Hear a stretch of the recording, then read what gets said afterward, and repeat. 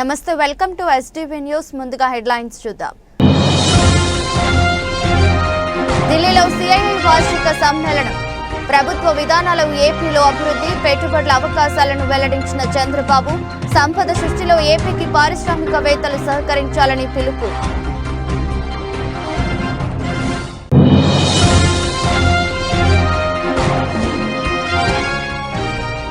నిరంతరంగా ఓటర్ నమోదు ప్రక్రియ జరుగుతుండాలి. సెంట్రల్ ఎలక్టోరల్ రిజిస్ట్రేషన్ ఆఫీసర్, నగరపాలక సంస్థ కమిషనర్ ధ్యానచంద్ర.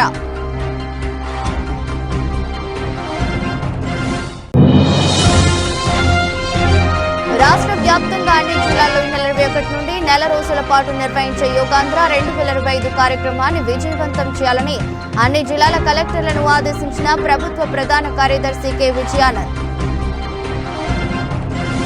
ఢిల్లీలో సిఐఐ వార్షిక సమ్మేళనం. ప్రభుత్వ విధానాలు ఏపీలో అభివృద్ధి, పెట్టుబడుల అవకాశాలను వెల్లడించిన చంద్రబాబు. సంపద సృష్టిలో ఏపీకి పారిశ్రామికవేత్తలు సహకరించాలని పిలుపు. సంపద సృష్టి జరగకపోతే సంక్షేమ కార్యక్రమాలు చేపట్టలేమని, సంపద సృష్టి పారిశ్రామికవేత్తల ద్వారానే సాధ్యమవుతుందని సీఎం చంద్రబాబు అన్నారు.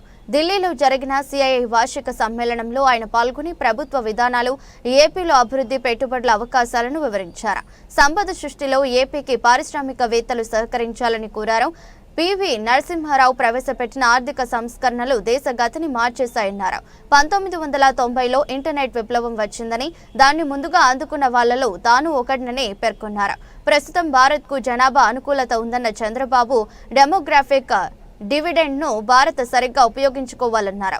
ఆంధ్రప్రదేశ్ను ప్రమోట్ చేయడానికి శ్రమిస్తున్నాం. Hyderabad brown field city, Amaravati green field city, Amaravati నిర్మాణంలో భాగస్వాములు కావాలని కోరుతున్నా. భవిష్యత్తులో ఉత్తమ నగరంగా అమరావతి ఎదుగుతోంది. 2047 విజన్గా 15% వృద్ధి రేటుతో సాగాలనేది లక్ష్యం. క్వాంటమ్ వాలీ ఏఐ నినాదంతో ముందుకు సాగుతున్నాం. దేశంలో తొలిసారి క్వాంటమ్ కంప్యూటరింగ్ భారత్కు వస్తుంది. టీసీఎస్, ఐబీఎం, ఎల్ఎన్టీ పరిశ్రమలు ఏర్పాటు చేస్తున్నాయి. ఈజ్ ఆఫ్ డూయింగ్ బిజినెస్ నుంచి స్పీడ్ ఆఫ్ డూయింగ్ బిజినెస్ కు మారాం అని చంద్రబాబు వివరించారు.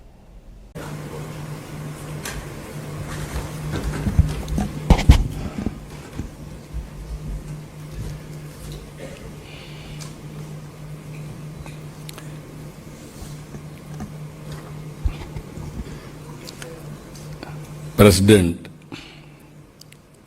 Confederation of Indian Industry, Mr. Sanjay Puri, Director General, CAI, Chandradit Banerjee, and respected industrialists and friends. Always I am more comfortable with all of you. Not now, from the beginning, for the last nearly 3 decades. You are one stakeholder where you can understand my language. So I am always comfortable. As a matter of fact, if you can go back, around 1995, mid-90s. At that time, CAI was building organization. No takers in India. Whenever I used to associate with the industrialist or CAI, people caution me, you may lose votes. There were some people, when I wanted to go to Davos, they politely guided me not to go to Davos. The reason is very simple. That is where all industrialists are there. You associate with them, pro-rich image will come. Poor people won't vote for you. I don't want to tell, even central leaders and also including prime ministers at that time, they never visited Davos. I am only the man who visited Davos continuously from 1995 whenever I am in power. Not associating with industrialists, it is not a passion, it is a compulsion. We are in politics. First of all, we have to create wealth. Wealth will be created by entrepreneurs. If you create wealth, I can get more revenue. If you can get more revenue, I can give more and more welfare programs and empowering the people. That is where I used to debate. Without wealth creation, you cannot do welfare programs. I am very happy.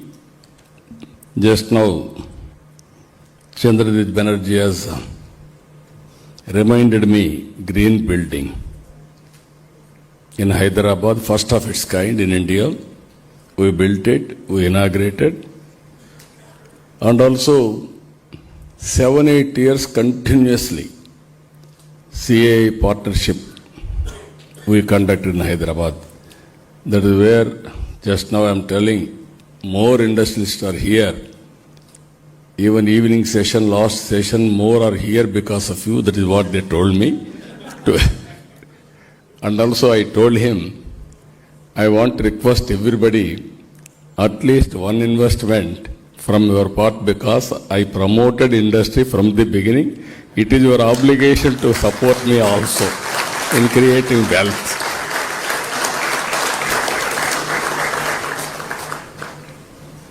Friends, we are an inspiring time. I am using this word, you write down. Why I am saying 1991 we started economic reforms. At that time, compulsion and willingness, even I used to always appreciate P.V. Narasimha Rao. He initiated economic reforms. That is the beginning of change. Around mid-90s, internet revolution. First mover advantage by Indians. I am fortunate. I was the first mover in adopting information technology. That benefit we are getting today. Within 25 years' time, anywhere you go to in the world, any posh locality you can go, there are only Indians. Among Indians, 30% are Telugu community. That is my selfishness. Because I promoted in the beginning, now they are the biggest beneficiaries of technology. Third one, we are very fortunate. Demographic dividend as a windfall gain. You are watching everywhere, aging problem. Only the country which is having advantage, India, up to 2047, this will continue. And also, if you plan properly, India will do service to the global community another hundreds of years. That is where I used to say we are inspiring time. Another thing today, technology is totally matured. There is a historical data for industry, everybody. There is a global knowledge is available. Artificial intelligence is matured. Quantum computing is coming. Even real-time data, either satellite, now Government of India has made it open for private sector. Even drones have come, not only collecting data for application of any use cases. Even CCTV cameras have come, wearables have come, IoTs have come, sensors have come. All real-time data if you can collect. tools are available to arrive decisions accuracy, then knowledge is available. Only we need entrepreneurs. No other country is having better entrepreneurs compared to India. You write down, tomorrow we are going to rule globally, and also we are going to provide services globally in the near future. That is my assessment. It is going to happen now.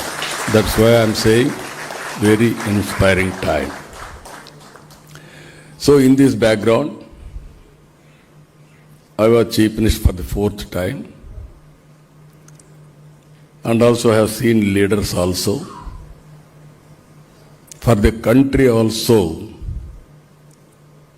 right time, right leader, that is Narendra Modi. That is the best advantage India is enjoying as on today.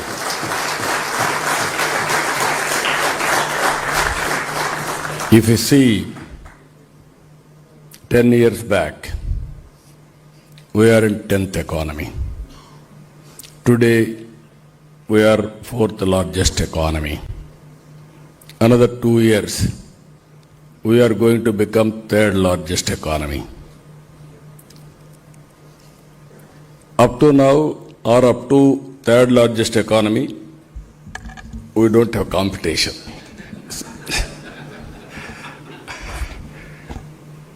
It is by usual we are able to reach. Now real competition has started now. India and China 4.5 times. India and America around 7 times. This is where all of us should ready. Because industry, you must be get ready now.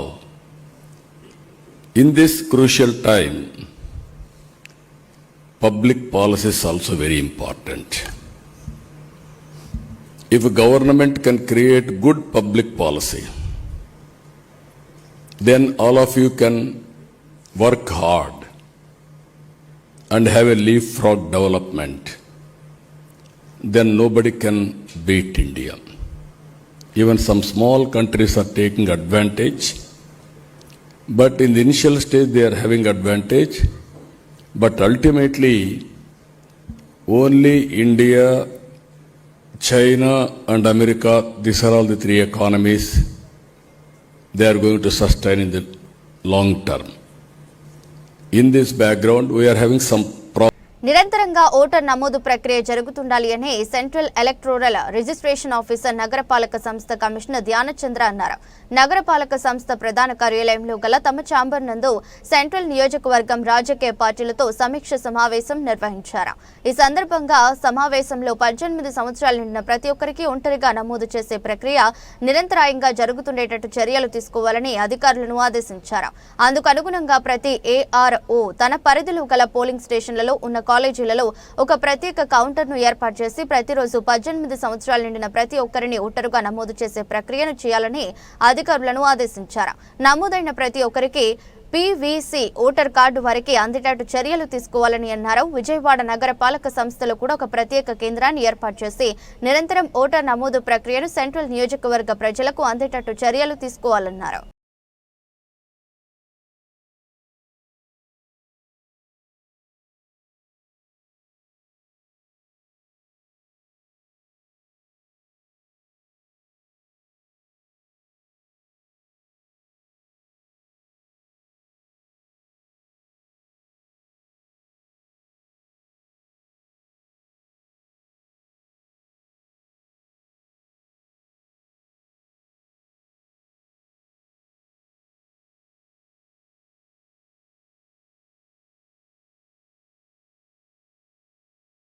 Vijayawada జిల్లా జైలులో remand ఖైదీగా ఉన్న గన్నవరం మాజీ MLA Vallabhaneni Vamsi Mohan ను private ఆసుపత్రికి తరలించారు. High court ఆదేశాల నేపథ్యంలో ఆయనను విజయవాడలోని ఆయుష్ ఆసుపత్రిలో జైలు అధికారులు చేర్పించారు. ముదునూరు సత్యవర్ధన్ కిడ్నాప్ కేసులో వంశీ అరెస్ట్ అయి జైలు పాలైన విషయం తెలిసిందే. ఆ తర్వాత వరుసగా ఆయనపై పీటీ వారెంట్లు దాఖలయ్యాయి. టీడీపీ కార్యాలయంపై దాడి, గన్నవరంలో చెరువుల తవ్వకాలు, భూ కబ్జా కేసుల్లో వంశీకి కోర్టులు బెయిల్ మంజూరు చేశాయి. గన్నవరం, బాపులపాడు మండలాల్లో గ్రావెల్ తవ్వకాలకు కేసులకు సంబంధించిన పీటీ వారెంట్ పెండింగ్ లో ఉంది. ఇక నకిలీ ఇళ్ల పట్టాల పంపిణీ కేసులో నూజివీడు కోర్టు బెయిల్ను తిరస్కరించింది. దీనిపై ఆయన హైకోర్టును ఆశ్రయించారు. ఈ పిటిషన్ విచారణలో ఉండగానే తనకు అనారోగ్యంగా ఉందని వంశీ మరో పిటిషన్ దాఖలు చేశారు. వంశీని ప్రైవేట్ ఆసుపత్రిలో చేర్పించాలని కోర్టు ఉత్తర్వులిచ్చింది. దీంతో ఆయనను జిల్లా జైలు నుంచి ఎస్కార్టుతో తీసుకెళ్లి ఆయుష్ ఆసుపత్రిలో చేర్చారు.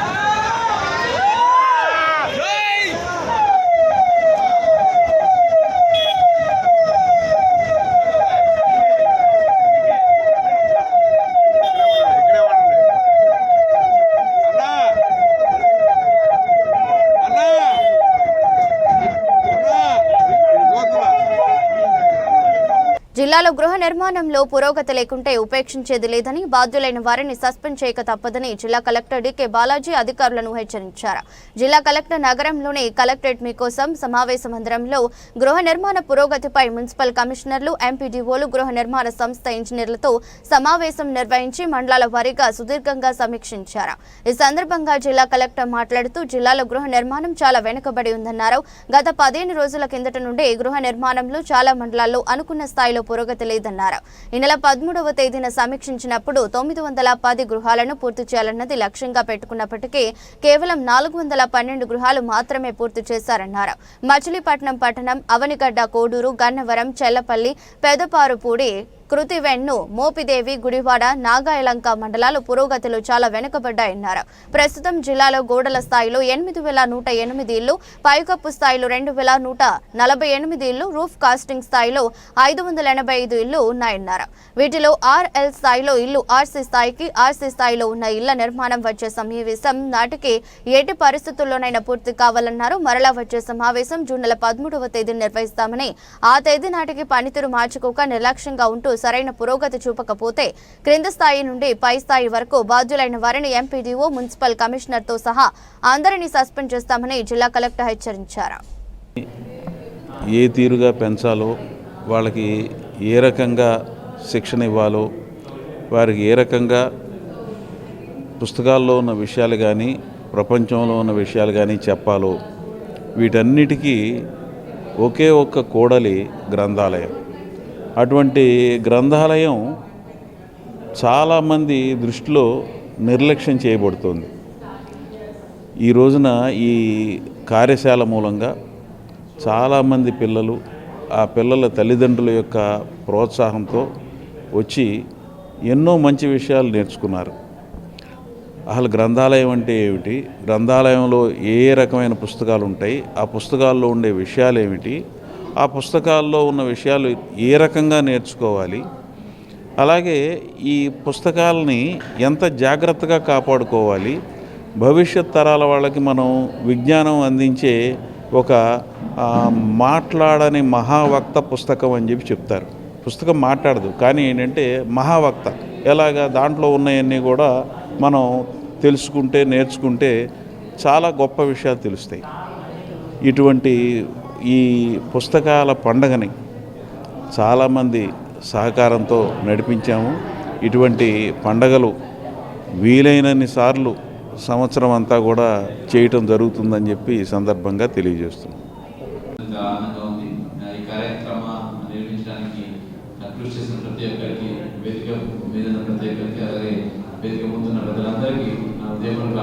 అభినందనలు తెలియజేస్తున్నాను. ఇప్పుడు సమ్మర్ క్యాంప్ అంటేనే ఇప్పుడే పెద్దలు చెప్పినట్టుగా ఆటలు పాటలు కాకుండా ఒక నాలెడ్జ్ బేస్ చేసుకుంటే ఇక్కడ ముందుకు తీసుకెళ్ళడం చాలా ఆశ్చర్యదాయకం. ఇప్పుడు చూస్తే సమయంలో ఎక్కువ ఈ టెక్నాలజీ అయితేనేంటి లేదా మొబైల్ అయితేనేంటి వచ్చేసి పిల్లలకి ఆ ఫోకస్ లేకుండా నాలెడ్జ్ కొంచెం మిస్ అవుతా ఉంది అనే నేపథ్యంలో ఇటువంటి సమ్మర్ క్యాంప్స్ కనుక పెడితే పిల్లలకి ఆ నాలెడ్జ్ కంటిన్యూటీకి చాలా బాగుంటుంది. కొత్త నేర్చుకోవడం, క్రియేటివిటీ చాలా దోహదపడుతుంది. నేను కృషి చేస్తున్న మన జనవిజ్ఞాన సంస్థ అలాగే వాళ్ళ సభ్యుల మెంబర్స్ అందరికీ నేను హృదయపూర్వక ధన్యవాదాలు తెలియజేసుకుంటున్నాను. కార్యక్రమం మీద ఇంపాక్ట్ పెద్దగా ఉంటుందని నేను నమ్ముతాను. కాబట్టి సో అడిగిన వెంటనే 5 నిమిషాల 10 నిమిషాలు రాగలని వచ్చాను. చాలా నేర్చుకున్నాను. ఇటువంటిది ఇంకా ఎట్లా ముందుకు తీసుకెళ్ళాలి, మన పిల్లలందరికీ ఇటువంటిది ఎట్లా చేయించాలి దాని గురించి మీ దగ్గర నుంచి మళ్ళీ సలహా సూచనలు తీసుకొని వీలైతే ప్రభుత్వం ద్వారా అంటే గవర్నమెంట్ డిస్ట్రిక్ట్ అడ్మినిస్ట్రేషన్ ద్వారా కూడా వచ్చే సెలవుల్లో కాబట్టి ఇక్కడ లేదా వేరే చోటైనా మనం దీన్ని ముందుకు తీసుకెళ్ళడానికి కృషి చేద్దాం సందర్భంగా తెలియజేసుకుంటున్నాను. లైబ్రరీ ముఖ్యంగా వస్తున్నట్టు నారాయణరావు గారి కొత్త నాకు అంటే గుర్తు చేశారు. బడి గుడి రెండు కలిపితే లైబ్రరీ, దేవాలయము విద్యాలయం రెండు కలిపితే గ్రంథాలయం అని చెప్పారు. That's very good presentation. ఇంకా తెలుగులో కూడా చేశారు, ఇంగ్లీష్లో కూడా చేశారు. మీకు ఏది కావాలంటే మీరు మాట్లాడాలంటే నాకు తెలుగే బాగుంటుందని తెలుగు తీసుకున్నాను. సో ఆయన మాట్లాడి తెలుగు వింటుంటే తెలుగు అంతా మంచిగా ఉంటుంది అనిపిస్తుంది. Thank you. రైటర్స్ ముఖ్యంగా చాలా మంది పబ్లిషర్స్ ఇక్కడ ఉన్నారు, రైటర్స్ ఇక్కడ ఉన్నారు. ఎంతో ప్యాషన్తో మీరు పెట్టిన సమాజం ఇది. ఇప్పుడు నేను ఆఫీసర్ అయిన మనం ఆఫీసర్స్ లేదా విద్యార్థులు మంచి విద్యావేత్తలు ఎడ్యుకేటర్స్ అయ్యారంటే బుక్లు చదివిన వాళ్ళు, ఆ బుక్ను పబ్లిష్ చేసిన వాళ్ళు మీరు, ఆ బుక్ను రాసిన వాళ్ళు మీరు. ఓకే, మీరే ఒక జ్ఞానదాత. కాబట్టి మీ ఇంపార్టెన్స్ ఎల్లప్పుడూ యాజ్ ఎడ్యుకేటెడ్ నేను అలాగే ప్రతి ఒక్కరు గుర్తుపెట్టుకోవాలి కంపల్సరీగా. ఇప్పుడు ఏమైతే టెక్నాలజీ వచ్చింది, ఎస్ ఇప్పుడు పిల్లలకి మెయిన్లీ మొబైల్స్ వచ్చాయి కదా, ఏముంది అన్ని మొబైల్లో వస్తాయి కదా. మొబైల్ వచ్చినప్పుడు మొబైల్ జ్ఞానం ఎక్కడి నుంచి వచ్చిందంటే అది బుక్స్ నుంచి వచ్చిన జ్ఞానం. బుక్ లో ఒక రచయిత చక్కగా రాసేవాడు, అది సైన్స్ అయినా ఆర్ట్స్ అయినా లిటరేచర్ అయినా రాశారు. దాన్ని పబ్లిషర్స్ పబ్లిష్ చేసేవారు ఎంతో ప్యాషన్ గా. ఆ పబ్లిష్ చేసిన తర్వాత ఆ బుక్ మన దగ్గరికి వచ్చేది. తర్వాత మనం చదివి ఇవన్నీ నేర్చుకున్నాం. బేసిక్స్ బుక్స్ అంటే రూట్స్ అవి. ఇప్పుడు ఏదైతే మీరు మొబైల్ ఫోన్స్ మనం ఏదో ఇంటర్నెట్ అంటున్నామో ఇవన్నీ ఫ్రూట్స్ ఫ్లవర్స్, కానీ అవన్నీ ఎక్కడి నుంచి వచ్చాయి? చెట్టుకి మూలం ఏంటి? రూట్. ఆ రూట్ అనేది బుక్స్ లిటరేచర్. దాన్ని ఇప్పుడు మనం మర్చిపోకూడదు. సో దానికి విజయవాడ ఎప్పుడు దానికి మామూలుగా ఒక ల్యాండ్ మార్క్ ఉందని ఫస్ట్ నుంచి విన్నాను. ఇప్పుడు చూస్తున్నాను మంచి మంచి పబ్లిషర్స్, నేషనల్ ఇంటర్నేషనల్ పబ్లిషర్స్ ప్యాషన్తో. ఇప్పుడే చూస్తే ఆన్లైన్లో అయితే తెలుగు లిపి స్క్రిప్ట్ కి ప్రాబ్లం వాళ్ళు తమిళది కూడా యాడ్ చేస్తుంటే దాన్ని గుర్తుపెట్టి దాన్ని ఒక క్యాంపెయిన్ గా తీసుకెళ్లి కరెక్ట్ చేసిన ఘనత కూడా విజయవాడకి దక్కుతుందంటే విజయవాడ రెహమాన్ గారికి దక్కుతుందంటే చాలా గర్వకారణంగా ఉంది. So that is the capacity of Vijayawada. Vijayawada చాలా అంటే కాంట్రిబ్యూషన్ చేసింది ఈ లిటరేచర్ లో, అలాగే సొసైటీ డెవలప్మెంట్ దానికి ఇదో ఒక నిదర్శనం. అట్లాగే విజయవాడ ఎన్టీఆర్ జిల్లాలో కలెక్టర్గా ఉంది కాబట్టి నాకు ఎప్పుడెప్పుడు విజయవాడ గురించి తెలుస్తా ఉంది. ఇంత మంచి అవకాశాలు ఉన్నాయి ఇక్కడ, ఇంత మంచి అది ఒకవైపు అడ్మినిస్ట్రేషన్ అయితేనేంటి, ఒకవైపు లిటరేచర్ అయితేనేంటి, ఒకవైపు టూరిజం డెవలప్మెంట్ అయితేనేంటి, ఒకవైపు ఎగ్జాంపుల్ సెట్ చేయడానికి. ఓకే, ఇప్పుడు విజయవాడ అంటే మీకు తెలిసే ఉంది గేట్ వే టు అమరావతిలో, గేట్ వే టు అమరావతి కాబట్టి సో అమరావతి మీకు తెలుసు, అమరులు నివాసం ఉన్న స్థలం అమరావతి. సో అమరావతి నిర్మాణం జరుగుతుంది. దానికి విజయవాడలో జరిగే యాక్టివిటీస్ ఎన్టీఆర్ జిల్లా చాలా కీలకమైన పాత్ర వహిస్తుంది.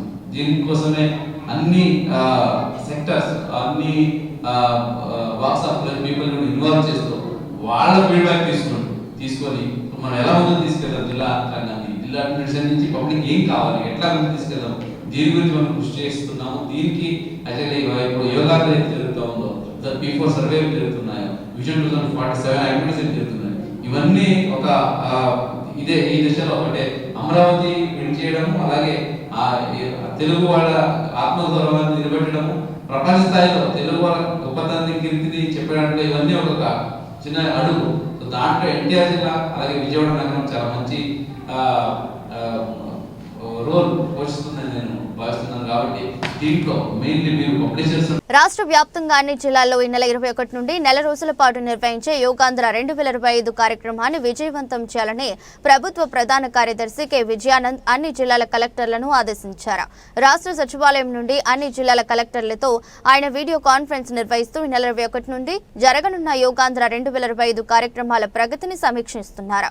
ముఖ్యమంత్రి ఆకాంక్షకు అనుగుణంగా ఆరోగ్య ఆనంద స్వర్ణాంధ్ర సాకారానికై ఈ నెల 21న ఎంతో ప్రతిష్టాత్మకంగా ప్రారంభించిన యోగాంధ్ర కార్యక్రమాన్ని మంచి స్ఫూర్తితో ముందుకు తీసుకువెళ్లేందుకు అధికారులు ఉద్యోగులంతా సమిష్టిగా ముందుకు అడుగులు వేయాలన్నారు.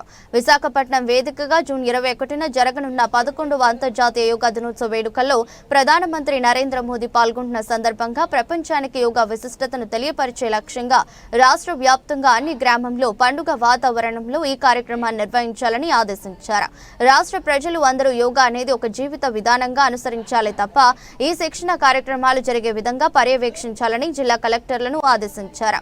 ఒక్కొక్క జిల్లాలో ఒక్కొక్క థీమ్తో 26 జిల్లాలో 26 థీమ్లతో యోగాంధ్ర కార్యక్రమాలను నిర్వహించేలా కార్యాచరణ ప్రణాళికను రూపొందించి జిల్లా కలెక్టర్ అందరికీ కమ్యూనికేట్ చేయడం జరిగిందని, ఆ కార్యాచరణ ప్రణాళికను పటిష్టంగా అమలు పరచాలని ఆదేశించారు.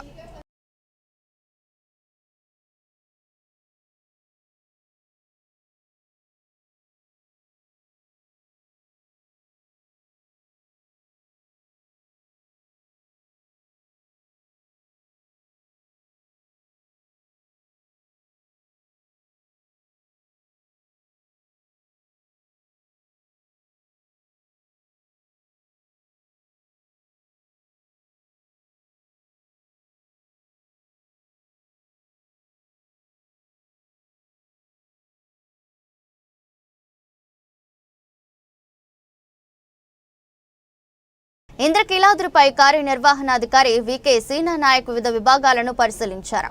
ఇందులో భాగంగా దేవస్థానం నందు కొండ క్రింద పైన జరుగుతున్న అభివృద్ధి పనులను క్షేత్రస్థాయిలో పరిశీలించి ఇంజనీరింగ్ అధికారులతో సదరు పనుల స్థితి గురించి చర్చించి పనులు నాణ్యతతో ఉండేలాగా చూస్తూ త్వరితగతిన పూర్తి చేసి భక్తులకు అందుబాటులోకి తీసుకురావాలన్నారు. కార్యక్రమంలో దేవస్థానం ఎగ్జిక్యూటివ్ ఇంజనీర్ శ్రీ కోటేశ్వరరావు తదితరులు పాల్గొన్నారు.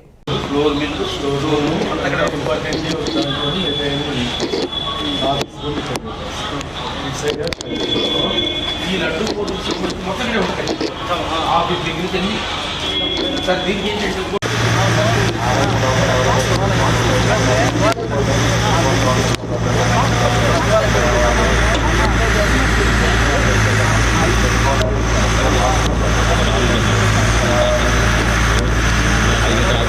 చంద్రబాబు సంక్షేమ పథకాలను అమలు చేయమంటే సినిమా డేట్స్ మార్చినట్లు మారుస్తున్నారంటూ మాజీ మంత్రి సాకే శైలజానాథ్ మండిపడ్డారు. ఒక మాట మీద చంద్రబాబు ఏనాడు నిలబడలేదని దుయ్యబట్టారు. టీడీపీని ఎవరు నడపబోతున్నారంటూ ప్రశ్నించారు. చంద్రబాబు రాయలసీమకు తీరని అన్యాయం చేశారని, కేవలం మాటలు చెప్పి సీమ ప్రజలను మోసం చేసిన ఘనత చంద్రబాబుదని ఆగ్రహం వ్యక్తం చేశారు. కేవలం సినిమా రిలీజ్ డేట్లలాగా చంద్రబాబు నాయుడు గారి ప్రభుత్వం డేట్లు ప్రకటిస్తూ ఉంటే నోరు వెళ్ళబెట్టుకుని బాధను దిగమిందుకునే ప్రయత్నం చేస్తూ ఉంది ఆంధ్రప్రదేశ్ ప్రజానీకం. చంద్రబాబు నాయుడు గమనించాలి, మీరు మీ మహానాడు 3 రోజుల్లో మీరు చాలా పెద్ద మాటలు మాట్లాడతారు, అసలుకి ఏమేమో చేస్తారు అని ప్రజలంతా ఆశించారు. అట్లాగే మీ వారసుని కూడా మీరు ఏదో ప్రకటిస్తారు, లేకుంటే చూపిస్తారని కూడా, అంటే తెలుగుదేశం పార్టీకి. అసలుకి తెలుగుదేశం పార్టీ వారసుడు ఎవడు? తెలుగుదేశం పార్టీ యొక్క రామారావు గారి వారసత్వాన్ని కొనసాగించేది ఎవరు? అది వాళ్ళ కుమారుల, లేక కుమారునికి సంబంధించిన పిల్లల? ఉదాహరణకు జూనియర్ ఎన్టీఆర్ గారు అని ఇప్పుడు సతమతం అవుతున్న కాలం. మీరు ఒక సరికొత్త చర్చకి మరి 2-3 మాటలు ఫస్ట్ మీకు రాసిచ్చి ఉంటారు అనుకుంటా ఉన్నాను నేను. ఇప్పుడు రాయలసీమ ముద్దు బిడ్డ ఎవరు అని మళ్ళీ ప్రశ్న వేశారు మీరు. మీకు మీరే ఆ ప్రశ్న వేశారు. మామూలుగా మీ అజెండాలో పడకూడదని అనుకుంటూ ఉంటా. ఇప్పుడు మీరు అజెండా వేస్తారు డీవియేషన్ కోసం, డిస్టర్బెన్స్ చేయడం కోసం అనుకుంటా నేను. కానీ పడక తప్పడం లేదు. మీరు మీ ఏ ఉద్దేశంతో అన్నప్పటికీ కూడా రాయలసీమలో ఉన్నవాడిగా, రాయలసీమ వాడిగా నేను ఈ విషయాన్ని మీతో మాట్లాడాలనుకుంటా ఉన్నాను. రాయలసీమలో అనేక మంది రాయలసీమ తల్లి యొక్క అద్భుతమైన కొడుకులు ఉన్నారు. పరిమళ నాగిరెడ్డి గారు, సంజీవరెడ్డి గారు, అంతకుముందు అదే కాలంలోనే పిల్లయ్య గారు, సదాశివ గారు, ఇట్లా అనేక మంది ఉన్నారు. అట్లాగే ఇప్పటికి కూడా ప్రజల గుండెల్లో చిరస్థాయిగా నిలిచిపోయిన వైఎస్ రాజశేఖర రెడ్డి గారు. అట్లాగే నాటి జగన్మోహన్ రెడ్డి గారు, వీళ్ళందరూ గొప్ప పిల్లలుగా రాయలసీమ తల్లికి ఉన్నారని మేము భావిస్తూ ఉన్నాం, నేను భావిస్తూ ఉన్నాను. రాయలసీమ ప్రయోజనాల కోసం నిరంతరం పోరాడిన, ఇప్పుడు ప్రస్తుతం కావచ్చు కానీ మైసూర్ రెడ్డి లాంటి వాళ్ళు కూడా ఉన్నారు. బాబు గారు, మీరు గుండెల మీద చేసుకొని చెప్పండి, రాయలసీమ ప్రాంతానికి వీళ్ళంతా గొప్ప బిడ్డలు, మంచి బిడ్డలు అవుతారేమో కానీ మీ స్థానం ఎక్కడో మీరే ఏరుకోమని ఎంచుకోమని అడుగుతా ఉన్నా. నేను చెప్పాల్సి వస్తే రాయలసీమకి చెడ్డ బిడ్డ నువ్వు, మంచి కొడుకు కానే కాదు, కేవలం మాటలు చెప్పి తల్లిని మోసం చేసే లేక దగా చేసే ఆ వారసత్వంలో ఉన్నవాడు అని నేను చెప్పాల్సి వస్తుంది. చాలా పెద్ద మాట మాట్లాడుతూ అనుకోవచ్చు కాక, ఎందుకు అడుగుతున్నానంటే మీ అమరావతి దగ్గర మొదలు పెడితే కర్నూలు, అనంతపురం వరకు కూడా రాయలసీమ గడ్డకు మీరు చేసిన గాయాలు ఇప్పటికి కూడా సలుపుతూనే ఉన్నాయి. మీరు చెప్పే విధంగా నవ్యాంధ్ర అయితే ఉమ్మడి ఆంధ్రప్రదేశ్ పునర్వ్యవస్థీకరణ జరిగిన తర్వాత రాజధానికి హక్కుగా ఉన్న వాళ్ళు రాయలసీమ వాళ్ళు. సరే, శ్రీబాగ్ ఒడంబడిక తర్వాత అటు రాజధాని కానీ హైకోర్టు కానీ రాయలసీమకు ఉండాలి. రాయలసీమ నీటి అవసరాలు తీరిన తర్వాత మాత్రమే వేరే ప్రాంతాలకు నీళ్ళు తీసుకుపోతామనే పెద్ద మనుషుల ఒప్పందం ఈరోజు కూడా మన కళ్ళ ముందుంది. మీరేం చేశారు బాబు గారు? నేనే కదా బుద్ధి బిడ్డ అని చెప్పుకుంటా ఉన్నావు. ఇంకోటి గుర్తుకొస్తా ఉంది నాకు, మీ మహానాడులో అదేదో ఆర్టిఫిషియల్ ఇంటెలిజెన్స్ ద్వారా రామారావు గారిని, సీనియర్ రామారావు గారిని బొమ్మ చూపించి ఆయనతో చెప్పించారు. మీరు చాలా గొప్ప వాళ్ళని, చాలా గొప్ప వాళ్ళని, మీ వారసత్వం చాలా చాలా చాలా ఘనమైందని. తన కుమారులంతా ఆ మాట అనలేదు, తన కుమారులు తక్కువ మాట్లాడుతున్నాడు బాబాషా ఆర్టిఫిషియల్ రామారావు గారు, ఆ ఇంటెలిజెన్స్ రామారావు గారు. నిజంగా రామారావు గారు ఆ వేదిక మీద నుంచి మాట్లాడింటే ఏం మాట్లాడేవాడో మీకు గుర్తు రాలేదా? గుండెల మీద చేసుకొని చెప్పండి. అక్కడే ఉంటే అల్లుడని చేరదీస్తే నన్ను ద్రోహం చేశాడు, ప్రజలే దేవుళ్ళు అనుకునే నన్ను, నా పార్టీని స్వాధీనం చేసుకున్నాడు దొడ్డి మార్గాన అని అనేక అన్ని లైఫ్లో తిరుగుతున్నాయి వాకి రోజున సోషల్ మీడియాలో. రామారావు గారు ఏం మాట, అది కదా చెప్పాల్సింది. ఇలా చెప్పలే మీరు. రామారావు బొమ్మకు దండేశారు, వాళ్ళ పూలు చల్లారు, వెళ్ళిపోయారు. వాళ్ళు రామారావు ఊసే దాంట్లో ఏంది లేదు. అదొక ఆశ్చర్యం, ఒక పారాడాక్స్. అది బహుశా అట్లా మాట్లాడే అలవాటు మీకుంది కాబట్టి నేను రాయలసీమ ముద్దు బిడ్డని చెప్పుకునే ప్రయత్నం చేస్తూ ఉన్నారు. జగన్మోహన్ రెడ్డి గారు ఇచ్చిన పదవి, జగన్మోహన్ రెడ్డి గారు అలాట్ చేసిన కర్నూలులో హైకోర్టు మీరు తీసుకుని వెళ్ళడం, తీసుకొచ్చి అమరావతి ప్రాంతంలో పెట్టమన్నది, గుంటూరు అమరావతి ప్రాంతంలో పెట్టమన్నది మీరు రాయలసీమ ముద్దుబిడ్డ చేసే పనే? తల్లి దగ్గరున్న కొద్ది పార్టీ కూడా దోచుకుపోవడం కాదు అడుగుతా ఉన్నా నేను. మీ నాయకత్వంలోనే అనంతపురం జిల్లాలో అఖిల భారత వైద్య విజ్ఞాన సంస్థ వస్తే 2013లో అనుకుంటాను, డేట్ మర్చిపోయినా, వస్తే దాన్ని ఇక్కడ తెచ్చి మీరు పెట్టుకొని ఇక్కడ కరువు జిల్లా, కష్టమైన జిల్లా, అక్కడ వైద్య సదుపాయాలు ఉంటే ఎంత బాగుంటుంది. అట్లా తీసుకెళ్ళడం కూడా మీరు రాయలసీమ తల్లికి మీరు ఇచ్చిన బహుమానం. వార్తలు ముగించే ముందు మరోసారి హెడ్లైన్స్. ఢిల్లీలో సిఐఐ వార్షిక సమ్మేళనం. ప్రభుత్వ విధానాలు ఏపీలో అభివృద్ధి, పెట్టుబడుల అవకాశాలను వెల్లడించిన చంద్రబాబు. సంపద సృష్టిలో ఏపీకి పారిశ్రామికవేత్తలు సహకరించాలని పిలుపు.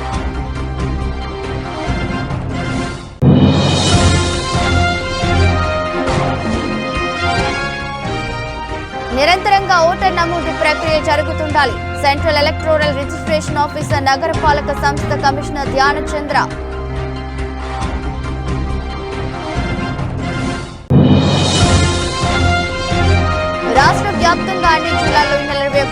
నెల రోజుల పాటు నిర్వహించే యోగాంధ్ర 2025 కార్యక్రమాన్ని విజయవంతం చేయాలని అన్ని జిల్లాల కలెక్టర్లను ఆదేశించిన ప్రభుత్వ ప్రధాన కార్యదర్శి కె విజయానంద్. ఇదరస్ట్ బులెటిన్ మరో బులెటిన్లో మళ్ళీ కలుద్దాం. అంతవరకు సెలవు. నమస్కారం.